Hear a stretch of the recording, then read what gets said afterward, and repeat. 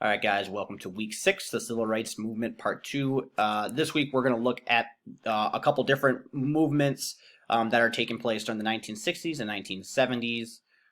So I did throw in the notes again. Again, start on slide 39 and go till the end. So that'll cover all the stuff that we did not get to last week with the African American Civil Rights Movement. But this week, we're going to kind of look at some different groups as well. So I know you guys have been working hard. A lot of you guys are keeping up with the assignments. You're turning them in all the time, on time, doing great work. So I'm going to kind of reward you guys a little bit this week, give you a little bit of a break. So this week, this is your assignment.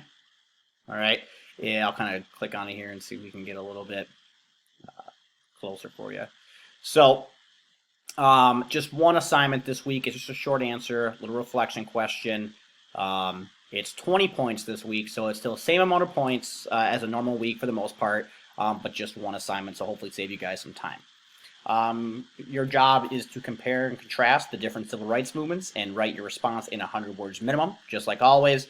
This week, you do not need to respond to a classmate, so just throw your response up and you're good to go. So the question is, what are the similarities and differences between the Latino civil rights movement, women's civil rights movement, and the African American civil rights movement? So you're just basically going to look at those three and then just compare and contrast. You know, in what ways are they similar and what ways are they different? Should be pretty self-explanatory. I threw in a bunch of material this week to help you guys out. So we have a couple on the Latino movement, and they're kind of, I would say, figurehead or their main guy, Cesar Chavez. So you guys can take a look at that. And then for the women's movement, I threw in the 1960s feminist movement, and then some other one right here where it's kind of more some interviews, so you can kind of get some firsthand kind of accounts from people there. And then I just threw in the 1960s one as well, just because a lot of the stuff is taking place during that time. So it'll give you some more information on the different movements, but it'll also kind of just give you more perspective on what's happening. Okay, and again, 20 points, due Sunday, May 10th. This stuff will all go live.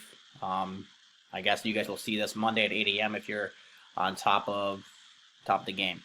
But as always, guys, that's all I got this week. Next week we'll start the Vietnam War, and that'll might be one of our last things we're going to look at because we're wrapping up here. So as always, guys, hopefully you guys are doing good, staying safe. Finding ways to kind of cope with the boredom. Hopefully you guys are going outside and kind of enjoying stuff as much as we can. But that's all I got, guys. Have a good one, and I'll talk to you guys later.